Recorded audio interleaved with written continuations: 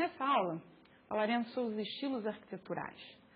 É um conceito que vem junto com o conceito de arquitetura de software para prover a ideia de diferentes formas de arquitetura que podem ser aproveitadas em diferentes aplicações. Existem vários estilos, a gente vai dar somente alguns exemplos nessa aula, que são os exemplos do Pipe and Filters, o em camadas, o processo distribuído e a orientação a objetos. A gente vai apresentar cada um desses estilos brevemente, né, falar das suas características e finalizar com um pouquinho de uma discussão sobre qual é a dificuldade de você saber qual estilo adotar, né, e possivelmente tentar combiná-los, que é também uma possibilidade. Vamos passar pelos exercícios da aula de hoje e mostrar a bibliografia referente a esse assunto. Os estilos arquiteturais, eles caracterizam uma família de sistemas, em termos do que se repete nessa família de sistemas em termos arquiteturais. Portanto, os padrões de organização estruturais que se repetem em diferentes famílias de sistemas. Normalmente, sistemas que dizem respeito ou a um domínio de aplicação ou que tem efetivamente uma arquitetura parecida, né? E aí você pode ter, inclusive, arquiteturas parecidas entre domínios também. Fala-se, então, da mesma forma que a gente vinha falando sobre a arquitetura de software, de componentes.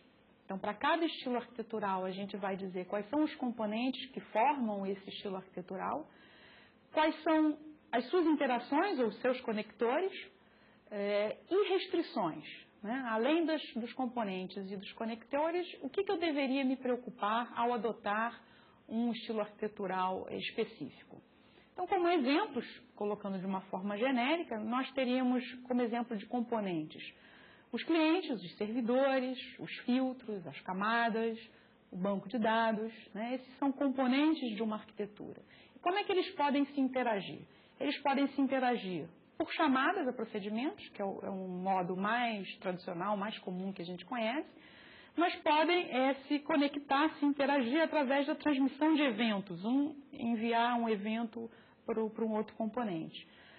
Pode ser um protocolo de banco de dados, que vai então caracterizar a comunicação entre os elementos, ou os próprios tubos, né? E aí seria a tradução aí dos pipes, né? Os filtros são a tradução dos filters e os pipes, colocando tubos como sua tradução. E como eu disse, pode haver uma combinação de estilos. Então, no fundo, a gente fala quase sempre desses estilos mais clássicos, né, que a gente vai dar uns exemplos aqui, mas é possível você ter uma arquitetura onde, na verdade, tem uma parte que é um tanto quanto em camadas, outra que já vai trazer alguma característica mais de repositório de dados, enfim. E aí que se caracteriza o nosso nível de dificuldade de hoje trabalhar com essa combinação de estilos. Mas, como eu vinha dizendo, os próprios estilos arquiteturais são importantes para caracterizar um tipo de aplicação e a sua forma, né, que seria a sua arquitetura que se repete em diferentes aplicações. Bom, um estilo arquitetural, ele me traz alguns benefícios, né? Benefícios esses que primeiro, saber quais são as características do sistema através dos seus componentes e das suas interações e dos seus conectores. Um estilo me ajuda a entender qual é a topologia, qual é a forma, qual é a organização da minha arquitetura. Um estilo arquitetural me ajuda a entender que restrições semânticas eu tenho naquela arquitetura. E me ajuda também a entender quais são os mecanismos de interação de um componente. Portanto, tudo isso é um alto nível de abstração onde eu entendo como é que as partes do meu sistema se comunicam, né, para que juntas formem a arquitetura do meu software de uma maneira geral. Eu tenho enfatizado que, mais uma vez, a gente tem uma possibilidade enorme de se fazer reutilização de coisas já desenvolvidas no passado. Esse conjunto de características, essa topologia, esse conjunto de componentes e conectores, eles podem e devem ser reaproveitados em sistemas que vão ser desenvolvidos no futuro. E vão estar podendo usufruir das suas características tanto funcionais, né, quais são as funções que esses módulos, que esses componentes efetivamente levam, mas também das suas características não funcionais, que os diferentes estilos eles vão predominantemente chamar atenção ou enfatizar para determinados atributos de qualidade que a gente gostaria que o nosso software tivesse. Então é bom conhecê-los para saber porque indiretamente ou diretamente o nosso software vai carregar essas características. Aqui estão alguns exemplos, né, os chamados estilos arquiteturais que a literatura de uma maneira geral ou os próprios autores que chamam esses já de padrões arquiteturais, eles colocam sempre, são os pipes and filters, o estilo em camadas, o estilo de processamento distribuído, o orientado a objetos, o baseado em eventos, o repositório, o programa principal e subrrotinas, né, e o específico a domínio. Nessa aula especificamente, a gente vai estar dando ênfase para os primeiros, né, para os 4 primeiros estilos arquiteturais. Os demais vocês poderão ver com detalhe no próprio livro de base, que é o livro do Mendes. E estaremos numa aula específica falando sobre o chamado específico a domínio, né, que seria a ideia das arquiteturas específicas de domínio, que é esse conceito de DSSA, que a gente vai ter uma aula também especial para ele. Fora isso, a gente vai ter uma aula especial também sobre o estilo orientado a objetos, já que o estilo orientado a objetos é o que nos interessa prioritariamente aqui nesse curso. Bom, vamos então ver alguns exemplos desses estilos arquiteturais, começando pelo pipe and filter, né? Ou se a gente for traduzir, os tubos e filtros. A descrição normal que você tem desse estilo arquitetural é que cada componente ele vai ter um conjunto de entradas e saídas, né, e estariam conectados por tubos, né. Esse nome, na verdade, de pipe and filter surgiu muito em função, e foi onde esse estilo, de certa forma, ficou conhecido, né, com o sistema Unix. Né. O sistema Unix ele propunha ter vários comandos simples que pudessem ser combinados através desse conector, que é um tubo, né, para que uma cascata, uma sequência de comandos pudesse ser realizada, de forma que a combinação desses comandos gerasse um resultado mais complexo.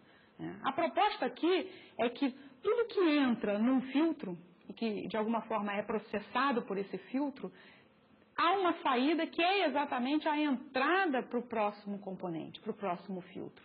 Então você tem essa ideia de um stream, né, de uma coisa sequencial que vai acontecendo, onde cada uma dessas caixinhas que a gente está vendo, há um certo processamento que produz uma sequência de saída que vai ser a entrada do próximo. Em termos de que a gente está chamando de restrições, mas que seriam características específicas desse estilo arquitetural, a gente tem que os filtros, eles não conhecem, não devem conhecer a sequência que eles estão inseridos. Eles são seres independentes, eles realizam o seu processamento independente do que veio antes, do que veio depois. Ele só se preocupa com a entrada e sabe produzir uma determinada saída. Né? Portanto, esses filtros, eles não sabem a identidade de um outro filtro. Né? Eles são seres totalmente independentes. E a corretude da saída de um filtro também não vai depender dessa ordem. Né? Um filtro ele vai sempre funcionar da mesma forma. Dado um conjunto de entrada, ele vai produzir um conjunto de saída, independente dessa organização. É claro que se você é o projetista, você que vai ter que determinar qual é a ordem correta e, portanto, poder mexer com essa sequência de comandos, se a gente estiver falando do Unix, né? Um outro elemento que é bastante conhecido, que utiliza essa arquitetura, pipe and filter, são justamente os compiladores. Né? Quando a gente aprende sobre compiladores, a gente sabe que, olha, todo compilador tem uma análise, que a gente chama análise dos tokens, né? Uma análise sintática, né? Que vai pegando informações, vai quebrando a linguagem em pedacinhos e vai passando por uma gramática que prevê qual é a ordem que essas coisas têm que estar combinadas. e depois passa por uma análise semântica, que é exatamente a semântica que vai ser dada para a realização daquele comando. Então, tipicamente, é uma arquitetura pipe and filter, onde o resultado de uma atividade passa para outra atividade, ou para outro módulo, ou para o outro filtro, se a gente quiser usar esse nome. Portanto, todos esses estilos arquiteturais, eles não são novidade propriamente, e sim a possibilidade, a observação da gente verificar que essas estruturas existem nos sistemas que a gente desenvolve. E ao dar um nome para isso, a gente vai conseguir, como a gente vinha falando lá nos padrões também, discutir sobre essas arquiteturas, né?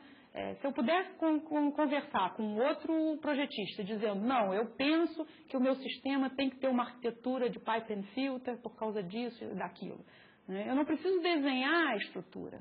Ao falar o pipe and filter, o outro projetista já sabe do que eu estou falando. E aí o outro projetista dizer, não, eu acho que a gente tem que fazer algo num estilo repositório, ou orientado a objetos, ou enfim. Todos esse conhecimento, esses termos que estão sendo usados, nos ajudam então a perceber que essas estruturas, esses estilos existem e se repetem em vários tipos de aplicação. Já o em camadas é outro estilo que a gente usa bastante nos nossos sistemas, seria a ideia de você ter um sistema organizado hierarquicamente, onde cada camada vai prover serviços para a sua camada de cima. É muito comum nos sistemas operacionais, nos protocolos de comunicação e em alguns bancos de dados, de você ter camadas que lidam num nível bem próximo do hardware, da máquina, portanto, de baixíssimo nível, e camadas subjacentes que vão, então, aproveitando aqueles serviços da camada de baixo e tratando de níveis de abstração cada vez maiores. O componente são as próprias camadas, cada camada, então, seria essa parte de processamento, e o conector é justamente o protocolo de mensagens que essas camadas trocam entre si.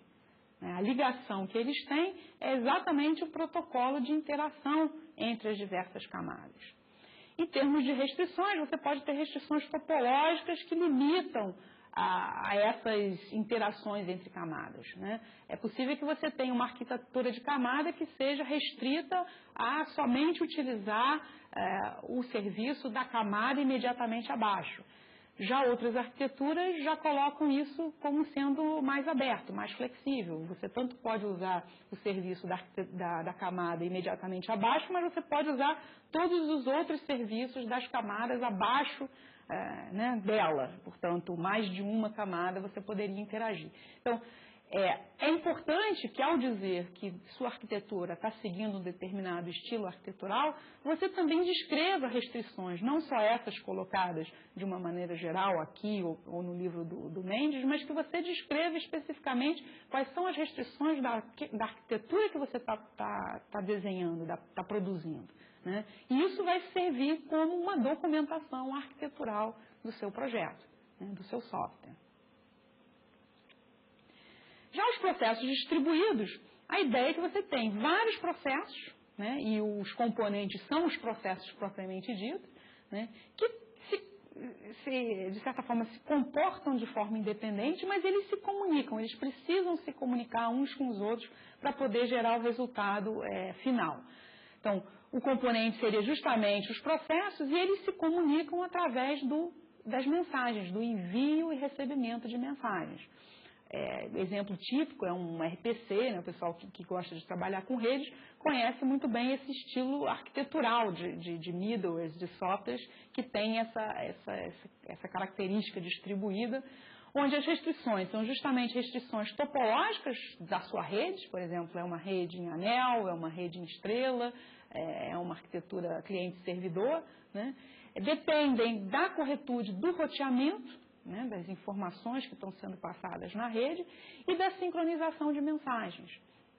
É possível que ao desenvolver, ao projetar um software que você tenha uma arquitetura com estilo de processamento distribuído, você tenha que detalhar que restrições são essas para o seu caso específico. né? Não só em relação ao que está colocado aqui, ou qualquer outra informação que possa ajudar outros desenvolvedores, ou clientes, ou operadores a entender como é que o seu software está funcionando. E, finalmente, a gente coloca como exemplo o estilo arquitetural orientado a objetos. A descrição seria, basicamente, a gente se calcar no conceito de tipos abstratos de dados, que é o conceito que a orientação a objetos leva ao extremo, onde você tem dado e operação juntos num elemento só, né, que no caso da orientação a objetos vão ser os objetos. Portanto, os componentes são os objetos, ou se a gente quiser usar a notação do tipos abstratos de dados, seria uma instância de um tipo abstrato de dados. E o conector é a invocação de procedimento entre esses objetos, entre esses tipos abstratos de dados. Exemplos clássicos, né, de protocolos que utilizam a orientação a objetos, a gente tem os ORBs, né, os Open Docs, os padrões OLE, né, e as restrições seria dizer nitidamente que o objeto ele é responsável pela manutenção da integridade de todo o resto, de toda a sua representação. E que a representação das informações que aquele objeto detém precisa estar escondida de qualquer outro objeto. É justamente o conceito da orientação a objetos, justamente o conceito de tipos abstratos de dados, né? É um ser isolado, independente, que precisa sim de outros para se comunicar, mas que ele em si é um elemento encapsulado, fechado, né? Os demais objetos não têm acesso direto à informação, mas precisam solicitar a ele aquela informação, ou aquele procedimento, ou aquele cálculo. Bom, quais são as dificuldades que se tem quando se discute qual é o estilo arquitetural que a sua aplicação vai ter? Tirando esses que foram colocados aqui e outros tantos que a literatura começa a tentar colocar como sendo referências para arquitetos de software, no fundo, quem vai te ditar qual é o melhor estilo arquitetural é a natureza da sua aplicação, né? Através da atividade de modelagem, né, a gente vai conseguir fazer aquilo que o arquiteto de software precisa fazer, uma análise entre as responsabilidades, o compromisso que o software tem que ter e a viabilidade de eu realizar essa modelagem. É bom a gente saber que existem esses estilos para a gente poder adotar soluções que já foram testadas e experimentadas por várias pessoas e, portanto, não ter que ficar reinventando a roda. Mas a atividade de prototipação, a atividade de simulação, de realização de experimentos continua válida aqui. Eu preciso fazer tudo aquilo que um arquiteto de software, que eu disse na aula anterior, que um arquiteto de software precisava fazer, eu preciso experimentar aqui para verificar se é de fato aquele estilo arquitetural que eu estava pensando ou que o meu software precisa. É possível que eu tenha que experimentar diferentes estilos arquiteturais antes mesmo de decidir qual é o que vai ser o final, né? Desenvolver arquitetura é uma atividade complicada, né? Garantir a qualidade dessa arquitetura é uma atividade ainda mais complicada. Tanto é que é um tema de várias pesquisas ainda hoje, né, que estão tentando descobrir a possibilidade de combinação desses estilos, dessas microarquiteturas, para poder gerar uma arquitetura de qualidade final. Quer dizer, como medir essa qualidade? É um conceito um tanto quanto ainda difícil de se garantir. E existem pessoas que também estão percebendo que, olha, independente da arquitetura que eu estou projetando hoje, né, porque eu tenho esses conceitos, existem vários sistemas que já foram desenvolvidos no passado. Qual é a arquitetura que esses sistemas têm? Se não está descrita, e normalmente não está descrita em lugar nenhum, como é que eu vou descobrir? Né? Tem pessoas hoje trabalhando especificamente nessa questão da engenharia reversa, né, de você trazer do código para o nível de projeto o que foi que a pessoa que fez aquele software lá efetivamente criou em termos arquiteturais, para a gente poder entender num nível mais abstrato o que é aquele software que a gente está dando manutenção, por exemplo. É claro que aqui a gente tem mil dificuldades na medida em que a gente precisa olhar a arquitetura sob diferentes visões. E que visão é essa que eu estaria recuperando aqui? É algo um tanto ainda como um ponto de interrogação no próprio desenvolvimento de software. Mas a gente acredita que somente trabalhando nesses diferentes níveis de abstração é que a gente vai conseguir ter uma maior segurança sobre o que efetivamente a gente está construindo. Esse tema é colocado no capítulo 2 do livro do Mendes. Como eu disse, além desses estilos arquiteturais aqui colocados, existem outros. É bom que vocês deem uma olhada, né? E uma sugestão, até para estudo de vocês, é tentar olhar que vantagens e desvantagens cada um desses estilos arquiteturais podem trazer para o desenvolvimento de software. O Mendes dá uma série de descrições sobre cada um dos estilos arquiteturais. Não é uma descrição completa, sem dúvida nenhuma. Se a gente olhar para diversos livros de engenharia de software que falam sobre o assunto, cada um deles vai falar uma coisinha a mais, né? Ainda não é um conhecimento enraigado ou consolidado na área de engenharia de software, mas é muito importante que vocês comecem a prestar atenção daqui para frente sobre esse conceito, né? Com base no resultado que vocês obtiverem, né, no primeiro exercício, né, tentem pensar em sistemas que vocês conhecem ou que vocês acham que estaria utilizando aquele estilo arquitetural. É sempre interessante, da mesma forma que eu dei o exemplo lá do compilador, né, e do sistema Unix, como sendo exemplos do Python Filter. Pensem em outros sistemas que vocês conhecem, que vocês já desenvolveram, e ver até que ponto esses estilos arquiteturais de fato existem e você encontra nos sistemas que estão aí na praça, né? E, finalmente, pensem um pouco em que situação essa combinação de estilos pode ser necessária. Eu já dei algumas dicas aqui, mas pensem um pouco sobre esse assunto. A gente vai falar disso numa aula também mais para frente. A bibliografia está aqui, né? O livro do Mendes e o livro da Mary Shaw e do David Garland, também capítulo 2, aqui, só que em inglês, né? Esse é o livro mais clássico, mas o livro do Mendes é bastante interessante porque praticamente traz o mesmo tipo de discussão que o livro da Mary Shaw e do David Garland trouxe. Bom, é isso.